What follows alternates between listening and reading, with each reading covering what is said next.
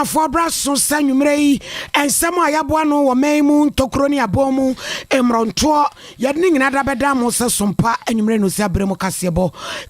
yi bebu afuni atwa no fredede Facebook ntinta kase ne so da hobi emu nsema titiri nie afutuo akọ ede ama ban se wura no bia yabo mu din so mo kọbọ adwumo abato komisa no beya yenyi wo mfrim endi si amanyo ko no nkrabata ye wo boro mantam de centralfo nhia mu dia tintim so nyina no ye asem bia wo ka akire opani bia na nado danko akufuado amana dwuma se wonye wo man mu school feeding afutu akodi amase pe yanka nanom emfa wonom ho anyim Ghana Education Services so ajankoda no kwan na emu asem ekosen on manyamfo Canada kan kam se emre bia eni pipi mpanifo akose se wo bi ntumi ni city MPB enkogina se wo ye MMDC no wote asea enyeyi wane a opese osi omanfo anamu wo Ghana marase badwamu no mfimfiri mantamu abadwaku ye tutu nipa no wadi dwuma bi nepa ye de mu nchechiremu ebrew asante mantamu adosodoso kuo ya wodoso nkrofo ya opese wo primera se badwakonwa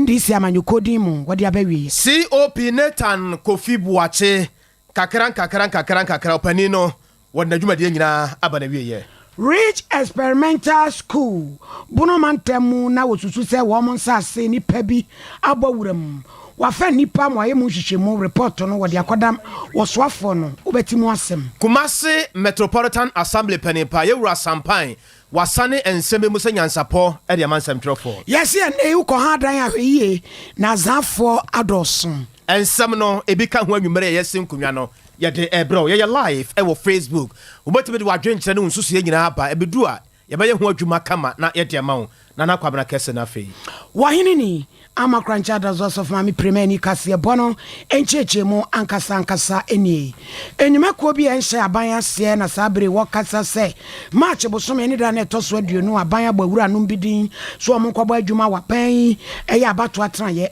Coalition of Domestic Election Observers Kodayo Ghana Foundation and Civic Forum Initiative one mo na ekasai se ni titu Dr. Peter Apiahene eni Hajia Salima Ahmed Tijani one mo ankasa ensi form kra senya di aban baka so mo fizi form a one mo ensi form sansa se di MPP ho ntade na echehye wono eyade a ehu emra se bedwafoi eye ewura no yi de wo friends and trefo nhia mu no kasa Albert Kofi Ahen National Coordinator Dima Kodayo eno de asem itu Ghana fo anim se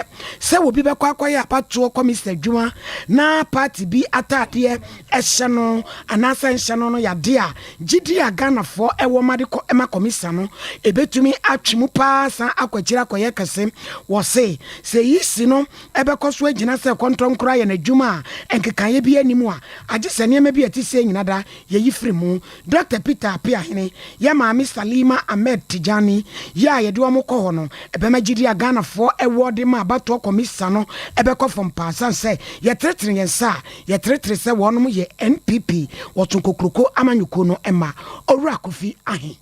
ejuma bia wo so bia obedi commissioner wo members especially 7 members wo say wo you bia wo ni party bia wo twaka eni se wo ni ye ewa bonten wo kasa mu ubi bia no ewo se dance se mutie ya ye prove se anase ye hu se eni pa mienu especially first one eye Mr. Piahen Dr. Piahen waba radio so abekasa edu baby a no pese oye regional minister ne adi enti obi a owo party mu dindin ne etesa no sa wo de ne be she commission ni mu a ebi ko oba o meye hwe mpo se bia obi wi abema na oba bibi ne mu no se amanfo na ewo kro no mu na ya o man mu no hu se oni party no obi a bibia commission be bia nya mu bibia obi bia nya mu ma member mo example na ye wo commission member bi oyo ba some names my letter commission thing. The election be war Ghana. I think the national one. Sinyani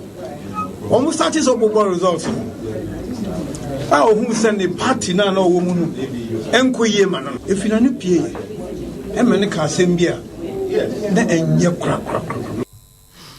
Wey Eyora Kofi Ahin, Nenuache na Senior Research Officer, Dema Ghana Center for Democratic Development, CDD, Dr. Kujo Pumpunia Sante, and Sudina Noatumubi, Ya Woche Chemse,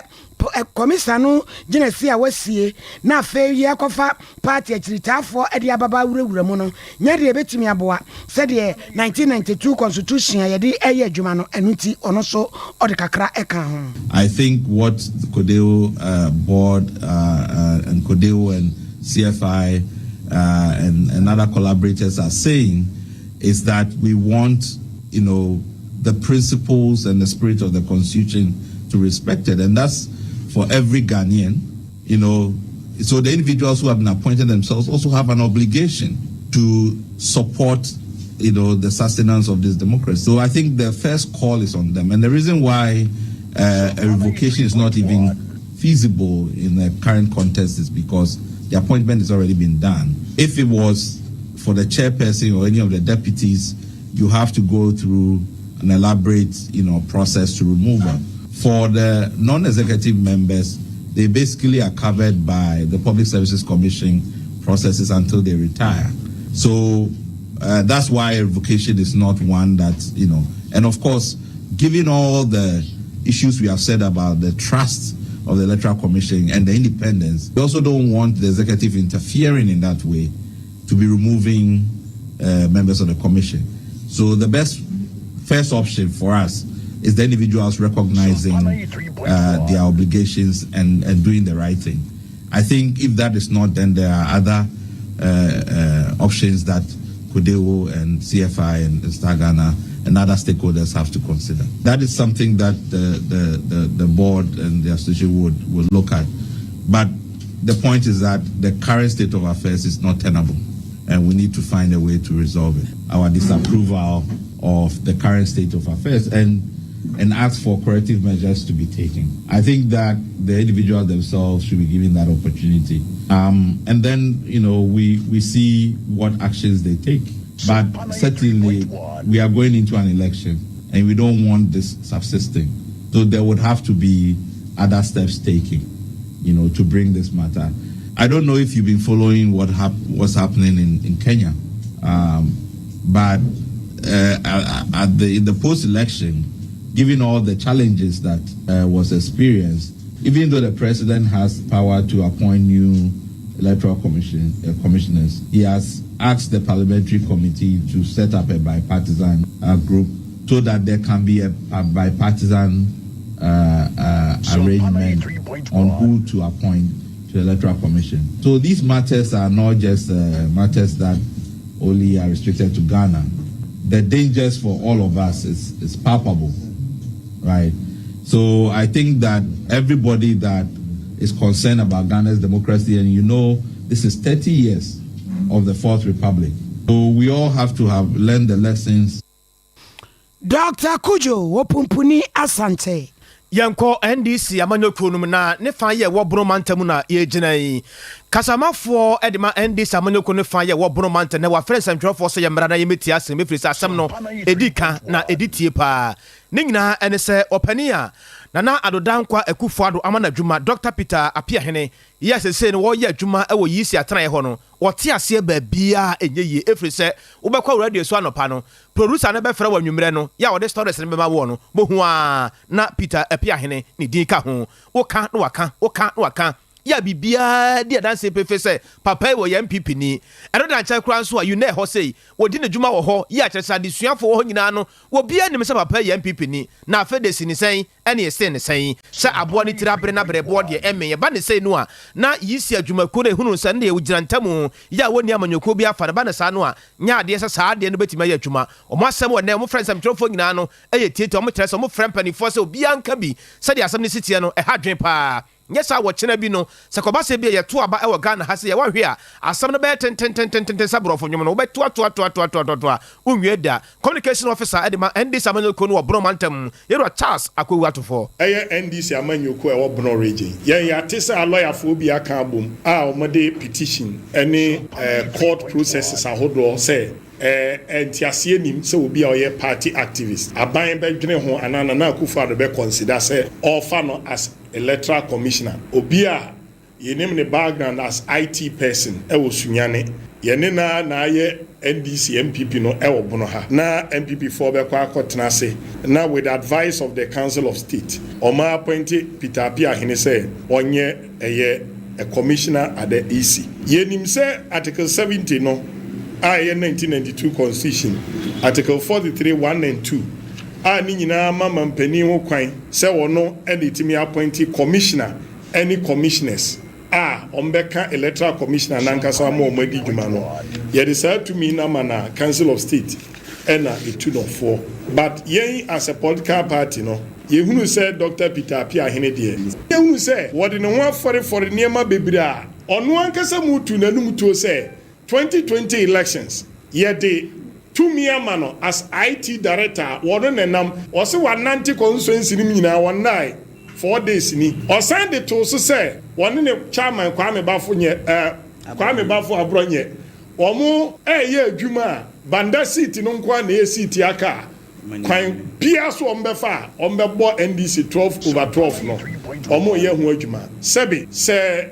nokure say Council of State and they advise the president and sana wire appointment I think say nanke so mama due diligence here then eye adwuma no mo appoint obi a o MPP nimpo a yenya suspicion bi say ne kasai mu ne ne mu che say o bias towards the MPP ntino on ma NDC fair hearing the president should consider all this ye democracy ni free baby na abedru ha Ora Charles Akwewu-Atufo Communication Director wa NDC Amanyokunum ewo bono mantam no mu. Executive Director Rima Africa Education Watch Ora Kofi Asare eno oka se a wo chirim se school feeding dwumadi amampani kufo kofa ba ya sukun koda didi me e de ensafro ya furu so asabira koda no bibia ho no ebe ya aban no nsa enhwemu biem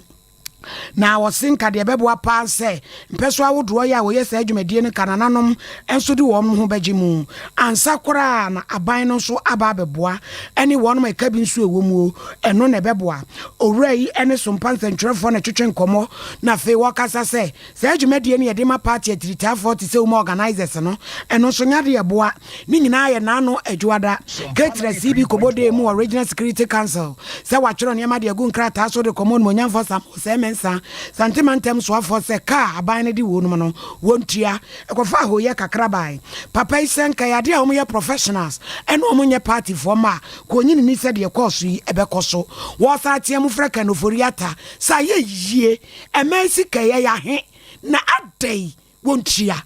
We need to reform the whole system and build a new school feeding program based on community ownership, community initiatives, communities through the SMCs and traditional authorities and other stakeholders will mobilize their people and then mobilize food in their area, get caterers, and let them cook for the kids. Where communities need support by way of ingredients that are not available within the local community, oil, think tomatoes, etc., depending on the local community, geographical location. Government comes into support. It has to be community-led so that the SMC, which has reps from all the key interest groups within the community, should be leading them. If we don't do this and we want to enjoy the spoils of,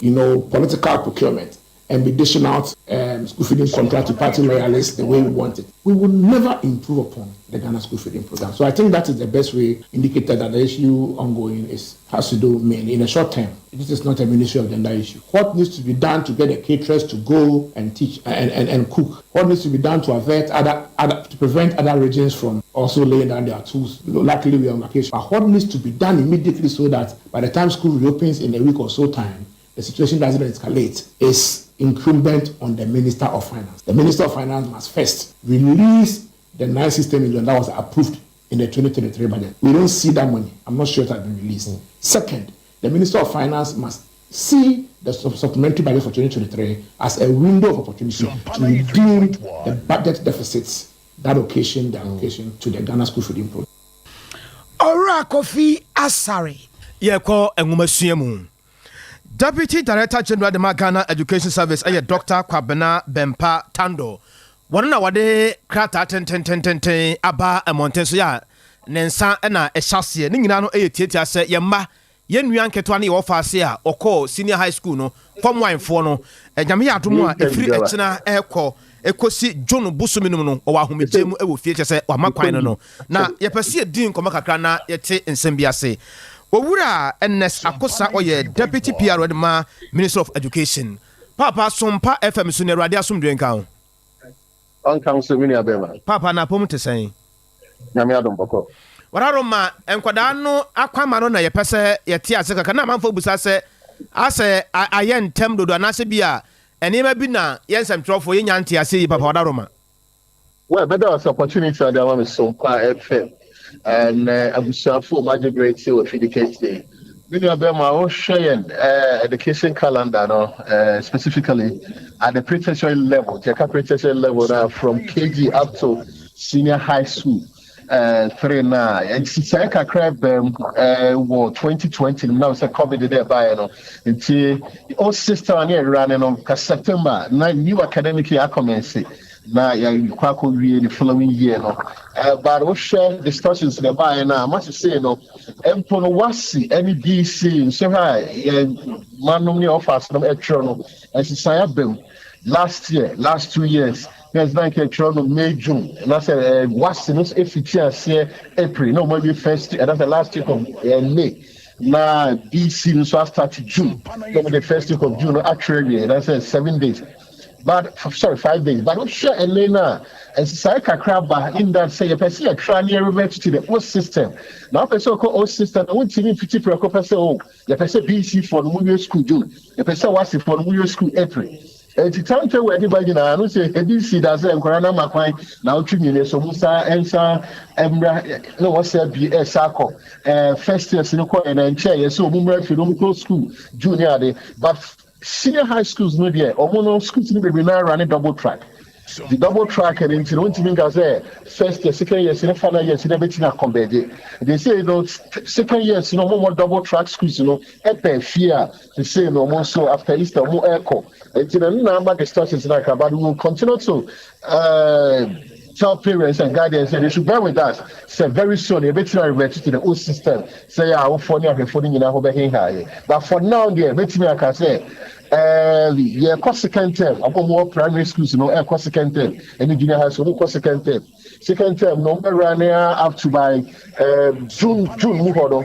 July, no, what's that breaking? And this will come Munche. No, what's that for final year? That's a 10 term. No, would be a academic year. New academic year, let's start September, October. And maybe a crown P2R. By P2 is September, October this year, 2023. Let's say, yeah, Kakaka, we are eating into the old system now. You did that at the same crown, a beginning academic year, September. Mira Akosa, what are Roma? Mu din komanda mu sim kunwa na mato ato adwen no. Mo hwe wo hawo ene sikasemu sade be ye den dia ma ahwefo no ne enna no afiri se ebre no mu wa na nkoda no so ko school no so nchei ma me ne meka se bia wa pra ne hu nyina dia ma akoda no na enchei akora no besan akọ no ni nyina no modi gu nkrata so hwe de wadaroma wala anana dia na meka se ye and so na ye any academic year na ye run no eje Ghana nko a wo hwe wa ye kena consider about 7 West African countries so you know Nigeria Gambia Ghana so there except if you don't share academic calendar now I'll say yeah you should be partnered with other sister state countries say young running so one and that's a solo one they move in the area you collectively see a group pen so yeah you never taking one common exam so that's university exams but for now you didn't say creating conveniences financial there that man I will phone you for there but just for a period. See, I say transitional timetable. I say you should. We will soon revert to the old system now. I will follow her for no a bigger sign of relief. Mira Akosa obi busa se problem bi wo ho a ebi ampanifo ebi amo kata bibi so school no mu a ebi enane agya bi nimu ana every say still anu nkyerkyere mu no nto enane agya bi asum saa o papa. Ini abema the person Ghana for you now so to no say the BBN who is shebe also police on record said the area ni na said beboa awofo any bi nkwara no mpo Kwanya idea Minister of Education by sense Ghana Education Service or Tibet Service. Every year they be stretching Ghana from Kwara and that's how for and that's how for that be. They mean that the only way to know to the benefits of Kwara local school no any Ghana mining because person who did new curriculum about accreditation we say standard based curriculum near running there. No normal efficiency because it's been done so timetable kwana so every time you future no curriculum so we should be worried about so how do you also fashion out a normal and as a measure as a plan a bit me aboa amma with intent and purpose want me accomplish it if the any I don't the day no to go a long way a bit me aboa no I will find your mining can kwa you best you Unyi ni se yanhwe yi a ye be pepere ye ho atu anamon bi ebia na eya akoye amanyosem adwempo bi ye beta kirikire se akoda no yenim se de enkoda ne bi esitie akoda no ko school ncha wa betena fie se ya no ebia de wasua nyina akora no ebo se na akora no wura ye afi ebe wi eche na nanu san be boka afa teacher ni bi wo fie no wasan behwe akoda na san boka ansa na akora na ekọ a wasan pra ne honam nyina de ma akoda no akora no koduru ho a enche ne wasan ba fie on sa hana sa niema nche dan sisi so papa na me na me hu no sa o show mo ati say o mo ba fie ni me na dey first years and first years ko mo run double track schools dey pay double track schools be run na Ashanti region I say be now so we do from the double track and some of the A schools in around the double track. So most of the P schools and C schools in a single track and no more running. We should not misconstrue the fact so you're running that system since 2021 to date. Sorry, 2020 to date. You feel say we are in the process of getting to the old system. No, you're very better to the old system. Until then you say we're creating conveniences. I'm out for that. But they should bear with that. Because the senior high school level credit, they are free SHS the more enjoy. It was over enjoy free SHS. What continue fees here? And now about fear no they will still come back. No more continue with academic session. Ekwana aduane na nkola ne di no sika bi a wasa bande koma nkola nya aduane ne bi di no omo ba fie no me I don't no challenge him say because I did purely administrative work no mo here Ghana education say omo politicians omo no technocratic work no mo here say kwan omo be fa so wetin aboa say timetable nkra we mu ba na and no na da bia no Dr. Tando Dr. Rikin Cancer and then apamfo nyina no mutwa na mo so mbeboa ama ngoma so semo etimi hon e wo Ghana kase Brother asum den kan anwumre yo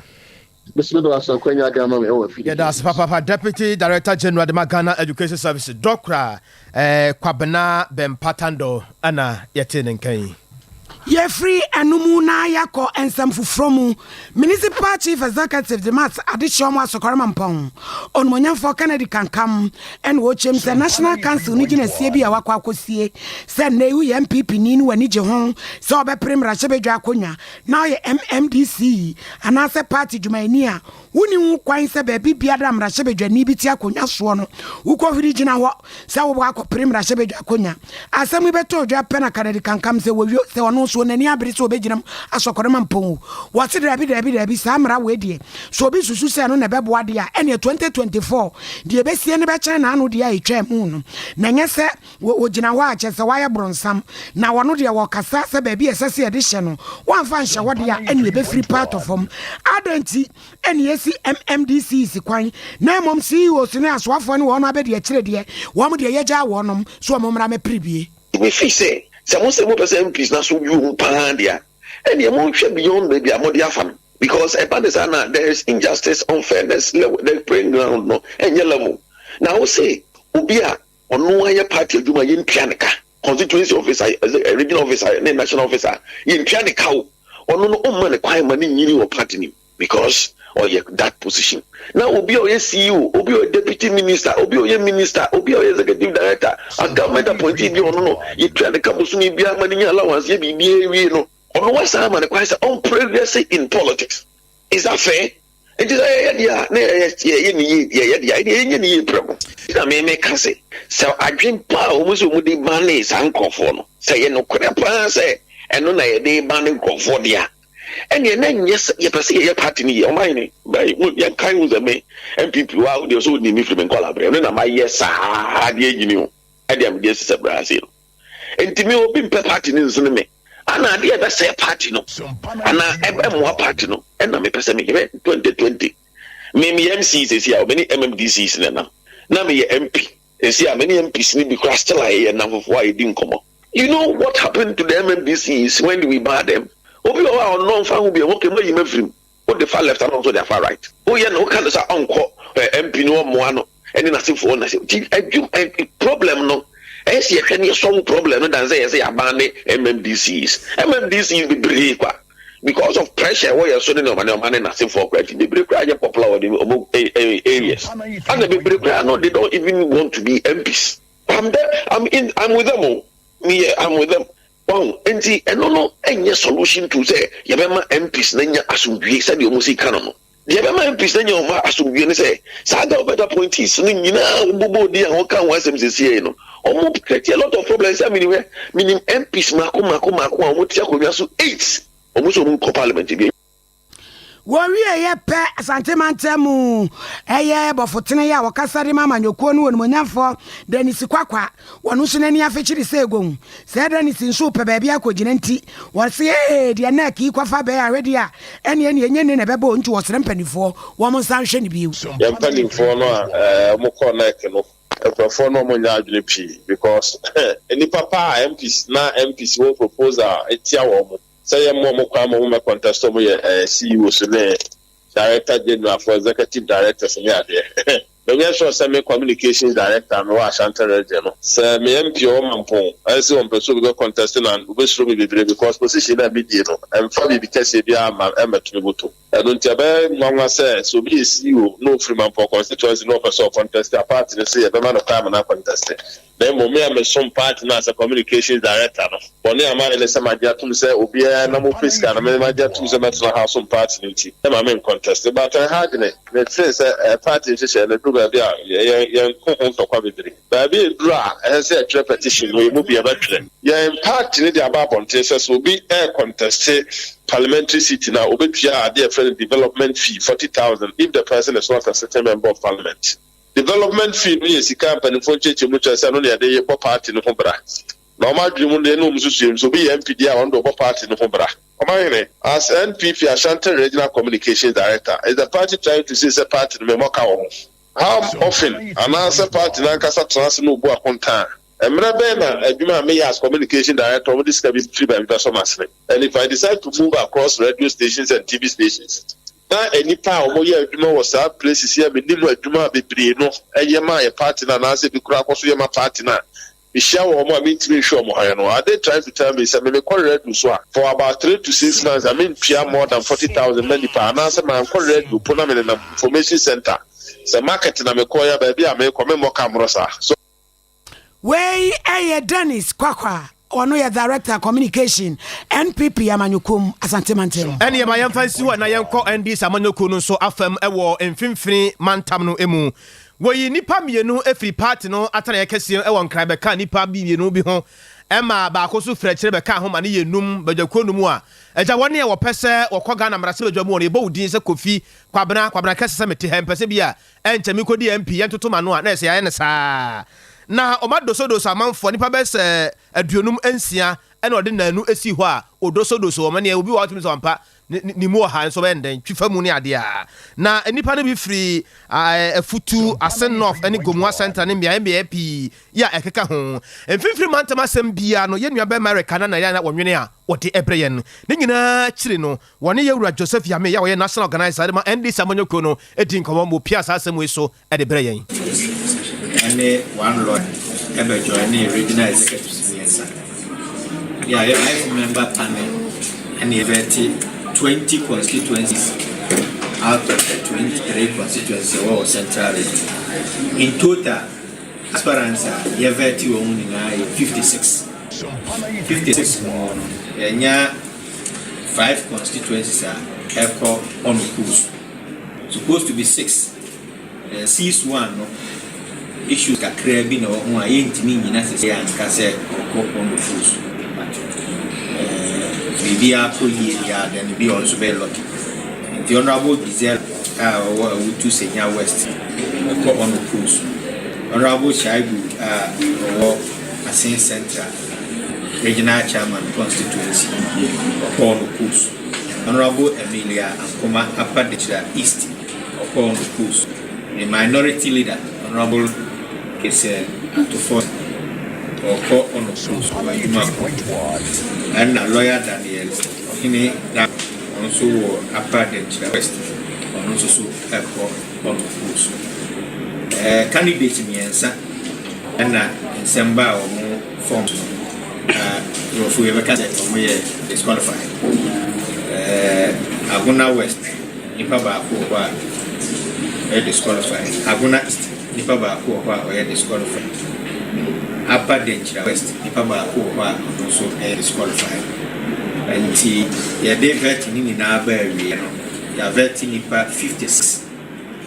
Or 2021. Actually, I said, come on, Abu to the ballot in BBI.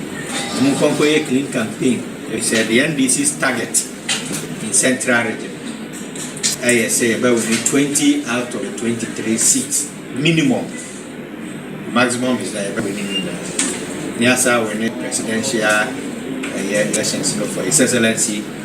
the incoming president 2025 John Dramani Mahama. National Organizer de ma NDC Amanyokono Joseph Yameni Atenenkai. Adosodoso ko vetting wotena se e wasantimantemu emani disi amanyoko awura no bi opeso opremra shebedwa nkonwa wode wonom afa adosodoso no emu ema nansa dwumadie wode nyina da bawieye abato mpesua aduasa ensia ena sa brede womaye mu adwuma wi aduba akonso ekonko ho na aduanan so no emu enipa ye aduokuru ensia eno eye emema eno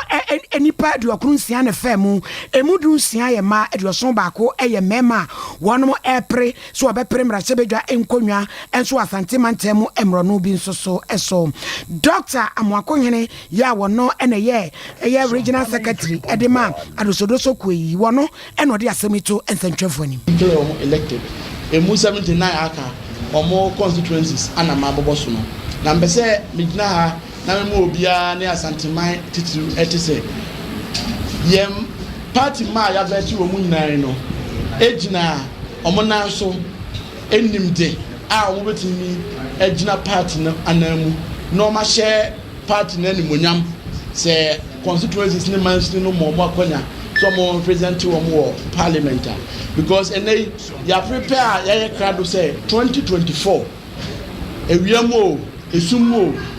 insumo whatever be the case NDC you be forming the next government yeah forming the next government so ye metoto papa so say abaya otisumi no ye wayi enu ntinu ye betimi aboa say ye ni Ghana for him a e wo say obi a ye de ne ba so nyina party ni din no e ye obi a o say no fata ene as regional secretary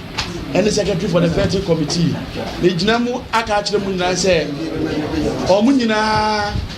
SFata omodina party no anamu a ene no se mansi for no to abama wo mu ne yi wo mu a omoma party no ensa ensifom medamu na masi now say mo receive petition na ebia no wetimi gina ne na so a candidates a ebaye no ye nya disqualifications ewo enti candidate bia o presenting ne ho eba vetting committee na nim no ya clear wo mu a ene obi e ko na okọ contest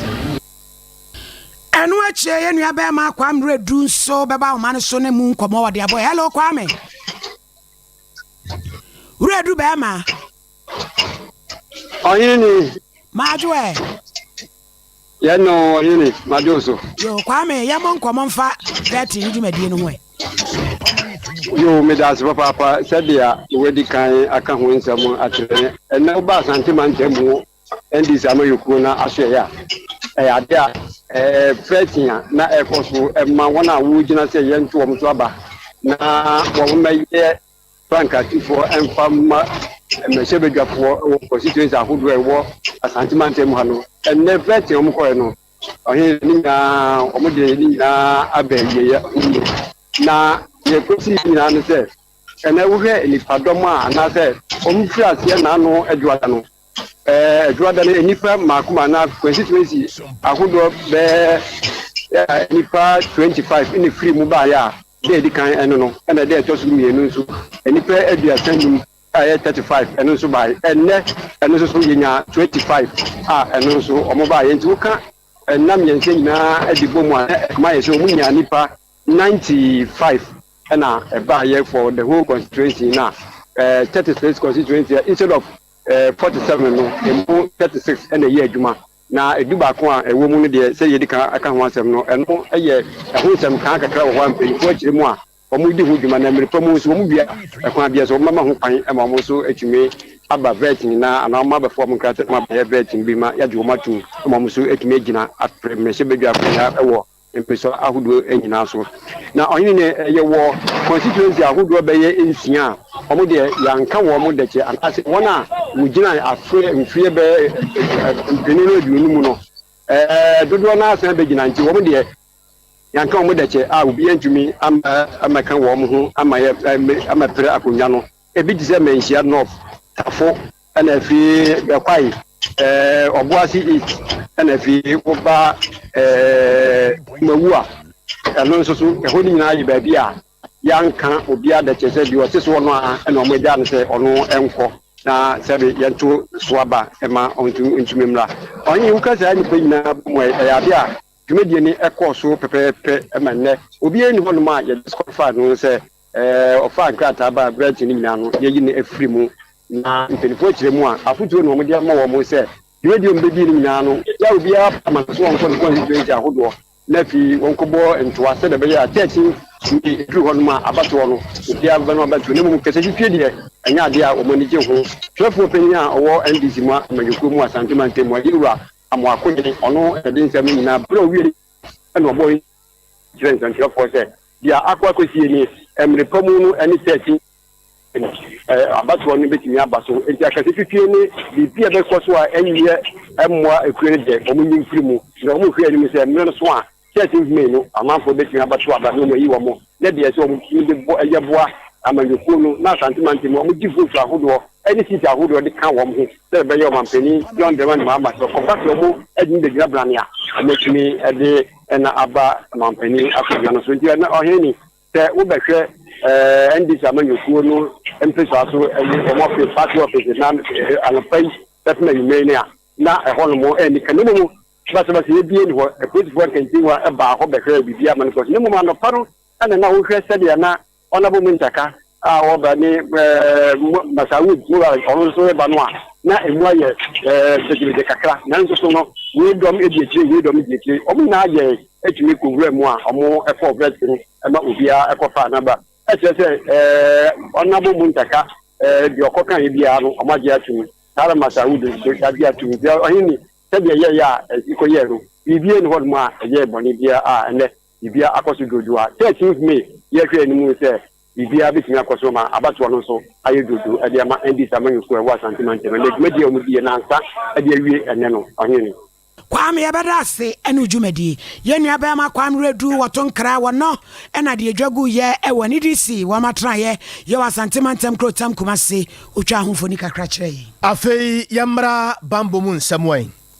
yɛwura kofi buakye ɛyɛ polisini a odi ne dwuma wɔ ghana ni ha sɛ yɛ akyɛ sɛ obiaa ɛka papa no asɛm kyerɛ sɛ ampa papa no wayɛ adwuma so sɛ mobɛkae yɛwura kofi buakye a kumase berɛ bi atwa mu sɛ korɔmfoɔ koraa wada sɛ dɛn na woka sɛ kofi buakye ba wonwa ne na pabam na wɔtɔ wiram kofi buakye twam anɔpa anwummerɛ no ne sent no ɛda so wɔ hɔ ɔbɛkye wo nso kyɛ sɛ papa no ne ho asɛm deɛ ɛyɛ bebree na wanya mfinsia no maako aduasa ɛwɔ police adwumakuo no mu ɛnɛ nso yaa nso ɛna wanya mfinsia no aduosia na kyerɛ sɛ papa no wabɛyɛ adwumaden ɛwɔ Ghana ha sɛ yi papa no adwuma yɛ a wɔyɛ ntinam so ama yɛpagya ne dibrɛbrɛ na ɔwɔ asantema ntam sɛ police pani paa wɔyɛ adwuma kyekyere akorɔmfoɔ kwa Ghanafoɔ bebree kora ka ho asɛm sɛ a yɛwura Kofi Buakye pa afiri Kumase deɛ ne sɛ akorɔmfoɔ yi ɛne ɔmbɛkɔ asɔre dɛm akɔbɔ afɔreɛ pa afiri sɛ adeɛ ɔmo mpɛ sɛ sɛbi ɛbɛto wɔ mo no nyame adom na sɛ bi a afiri hɔ de ama wɔ mo de na kyɛ sɛ ɛno a ɛno no mobɛka yi a papa yi ɛnɛ berɛ na yɛyɛ amammerɛ ne amane ne de agya no kwan no police adwumakuo no bambɔ mu mpanimfoɔ aberempɔ bebree ɛbae papa sɛ mbɛka adwomtofoɔ bi kura ahunu amane ɛwɔ ne nsa no paa de odi kan ɛyɛ paa wale shata wale wɔde kwa ɔkɛsɛ moazina woyɛ no maame side no ba papa side de a wɔyɛ yawa keka kan sɛm a papa yi bɔ mu minimu na dwumade no aseɛ no Kofi Buakye kasae. And I have the one who admitted me or enlisted the Ghana Police Service,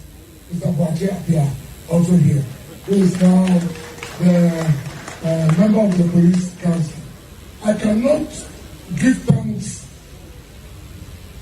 to all, but what I will say is that let's all give thanks to God. All good things come to end, but the end doesn't come. Sompa 93.1. Today marks my return to civilian life.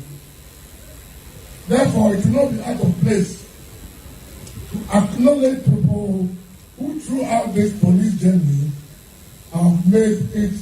a little more easier. My brothers are here, Mr. Sekwame, Dr. Sekwame, and Dr. Ofurisa. And they have been with me for about 30 years now, from striking force, and have always helped me to develop especially any police station that I go. Especially in Kumasi, they were very instrumental in the changes that happened in Kumasi. And they are here present, and I think it will not be out of place to give them thanks here. I have one of my best men in the world, and as when I say best man in the world, I really mean the world. Mr. Tuberma, you've done a lot for me in my life, and I think words cannot explain or describe what you have done for me. COP Nathan Kofi Boache and Yatenenkai. Yantua Sony among Ramu on some from Ridge Experimental School, was Sukubia, Wabromantam, Crotam, Sunyemu, Nafia Chemu, now student, no Betuja, say Nipabia Bora, Sukui, Wamonsa Simua, Chesenia Womu Krimusa Senwa, Tiwamayi, Nipabi Sonia Shemu, and Fanfan. We are Shemuning in every year report to the crowd woman or the Aquaquadran Bromantam Swap for your Mammy Justina, Awobana Henny, and one also Ajatumu said, will be a crat anima, dear Biara, Obehu woman, a idea would be a juma, Nemo or the foot so de ma, a binu a crowd running in address and anonymous and Sasia, Yamu homodering, see a dance as any home crata, sending another Quaquadran Bemu, nearby and Kamakama, Yentia Mammy Justina, Awobana. I thank you all for the work that you've done for us. I appreciate every stakeholder, whether individual or institution. If an animal gives us land and we give them the thank you in written and traditionally with a schnapps, please, the Lands Commission is there for us. They are ready. Now, about Lands Commissioner, you and your deputy, they are there to register and give us a land title so that we'll be avoiding some of these issues bothering you for one full year. And you can realize that the citizens were eager and itching to hear things from us, and we didn't want to do any shoddy job. Hence, they're taking their time and direct traveling. This report will not end here on my desk, because when we were also searching for the information, many other things, there were areas we want even beyond the region. And then I believe that at the end of the day, we'll all be satisfied and we'll work with this information. Yamami Justina Awobana Hene and I had seen in Canon. Na secretary a committee I would say Yano Danu Alexander Bai Yaboa and was in Ukraine. Womu Mono Nadia will be fans as seno. Na Saseno Casana any abemu said the Enkasese Okoya Honkrata Semono. Yeah, Ohana, Amode petition by say there have been encroachment on the race school lands. And, the Honorable Minister also in response established that committee to look into it. And one of the terms of reference is that to establish whether the one who is petitioning has legal claim, because before you can say somebody is encroaching upon my land, you should have a legal claim that you have a legal title to it. And that's one of the terms of reference. So we consulted a whole lot of documents, and we saw that based on the layout and the document that we consulted, there hadn't been any encroachment. And one of the terms of reference was also that to establish whether there had been rezoning, indicating that maybe the Land Commission had, done some rezoning there and it was selling the public lands. And when we went into it, there hadn't been any rezoning, and the place had remained intact as it was per the 1978 layout plan that we started on. So there hasn't been any rezoning. Committee secretary and our no so na made etu dwa no. KMA Penimpa Yewura Sampa na kasai ebro ne nsɛmtwerɛfoɔ edi nkɔmɔ ɛna ɔyɛ ne sɛ ampa deɛ manfoɔ ka no nyinaa watene nyinaa nkane ho nsɛm watene nyinaa bambo ho nsɛm watene nyinaa obi anka na koma mfa nto ne yam ɛnkyɛ koraa asen ko a me buy if you day one ebepim ne more change street lights cry more than 5,000 yaye Anraga junction to a doom mfimfi tulip area what dey ni nyina mekle ne na tifo nyina ya fix lights ni nyina ya sign amma assembly members no nkania e dey aye mfikyire dia no nanse ya no ya sign amma contractors echo every electoral area echo ball street lights e wo ho a ye ho adwuma yes enye ba bibia na yetimi aye enye nokra nso se yenye hwe we done lots yegusu aye me no kasa sesei yen hoist no dia dey ufa santas runabout to enyinem for instance e ho nyina enti yegusu aye woma anye provision for any street lights baba won say aban's intention is say oberi redevelop ekwano as pattern say ufa denyame ekwan na on say we must start adwuma e wo hono eye redevelopment eye up to ebejo ne kejitia enti say okoye ni major project mbese na yese se process for be wo ho nso a ye ankasa nso as individuals no ye anso ese ebu ye ho ba enano bi finkram na joko na beba baako onam kemi ho foot towards tulip Lancaster anajo na okuta Android phone ena se aden mo friends Snapchat and oyebi that are in this an give ya as well beba be kan say security ahweme wo ko fa taxi nso a fa number no na hwe wo mo a ewo mu no so eto da bia yeso no ye ma yedi ena ho Kumasi Mayor Era Sampai say akasai computer emergency response team any cyber security authority Penipa Odano Stephen Kujo edi efutu amagana fo say na za any mumfa so adoso etu kwa ko hadan a mo ani na papa say the nkrofo bu nkrofo fa so na ehu wo say so bi ka so wo dan na wo de bema wa bo modern so okokere wo dan na wo so be si akire akwa busemu ahunu say obehunu efie wura no ansa na obetu asika no tuakọ account a wo sika ne kotum so say hunu say account no ni passment wo say ebeye kura efie wura kura na wo de dan na ba hunu twane photo ansa na watu asika na ma no momo die ensani bi manipa no da na sade nkrofo nam kwa abone so na wo ye nkrofo frakadam ebuga na fofa so gi wo nsem sika no eya de ehu. Few things we can do as prospective users of such online services to ensure that we do not fall victim to such scammers. So first one, I would say, is the kind of scenario you're talking about in terms of rent or renting an apartment. One thing you can do is, after they've taken you around a supposed facility, you can go back on your own at a later time and check with the neighborhood, check with the people that live there, find out who actually owns the apartment you're interested in renting. And that will also assure you whether you are dealing with people who are just about to take your money or they actually do own the place. Another thing you can do knows how it looks like. One thing we can recommend is when you're dealing with agents like this, try and get a view of the ID. They should give you, you can take a photo of the ID, take a photo of the person, the landlord as well, so that if something comes up, at least you have some proof of identity that you can use to start an investigation. The sums of money involved are quite significant. It means we need to be able to pay through a channel which is trackable. Don't just hand over cash or do a mobile transaction and that's it. What we'd recommend is to be able to go through a bank, and once you're at the bank, then you have the chance to actually validate who owns that bank account. If it doesn't match with who the person or the name they've given you, then you already have a red flag that you can use to then take caution. One classic one would be if you go, let's say, to the bank and they've given you a bank account to pay into, you can check when was this account created in the first place. What name is behind that bank account? Typically, in one report we've had here, the account was created just a few days before the prospective client was contacted. That alone also tells you that something is up. Cyber security penipaya wanutu di drama mu Owura Stephen Kujo.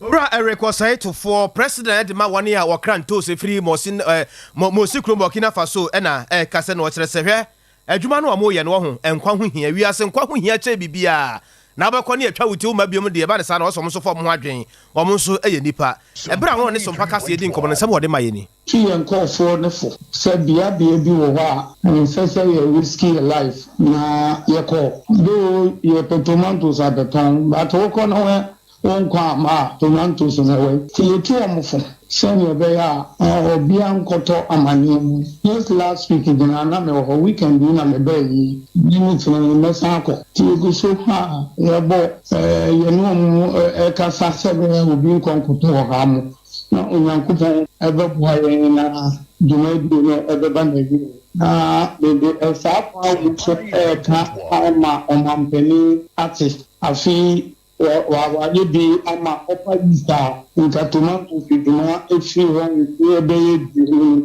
afi oni agriculture minister ko e ka o tipa mo omo edo e ma ni tomato ne pakra nti ko na me ko so omo fa omo ni enche so omo be straight ya ko na se ko na se agriculture ne nebo ayetinde ntina yaban so o makone a omo be yiro mo ado be man to mi se tam no cha na elu na no se makone so ye me e wo bi e wo ha yen ko so bi man ko hu amani etisi ati omo do ye batman no ye ko te no da na wo chepen sai biana ye nye bi ho bebrebe na won how far no na ho so de enze obi eno ewo no de niti ebe kwa kusu ntenu na medin ka se ye ko fo na nka se mu tu o mo te bia bia how de nya de obeko nimmo be bi wo hon so a ho de how ni no enko fo na ma patro ni stand bebrebe bi ayi ya tomanto so na te fo no te bia na omo be o ta nteju no ma ko no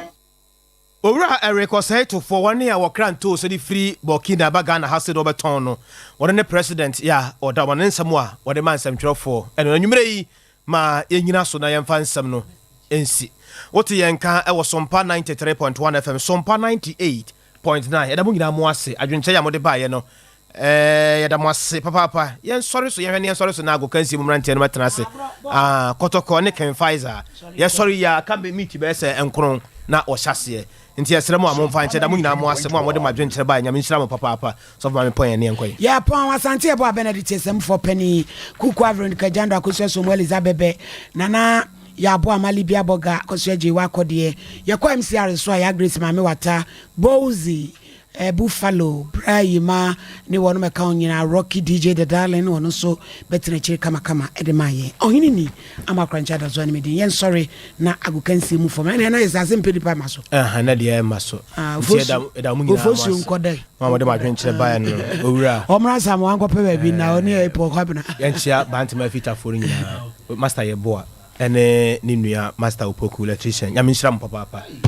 se me ka me ho ana me de abrɛ wo se me ka me ho ana me de abrɛ wo esa prosi for chim omo chim ana ma frɛ Mr. Paddy Central okay omo chim kwa so ana ma frɛ Haji ane sala no ma be yi me ka no so ka no ho pɛ na ma frɛ poku mechanic ya Grace pekasa ya Grace mame wata pekasa akulai.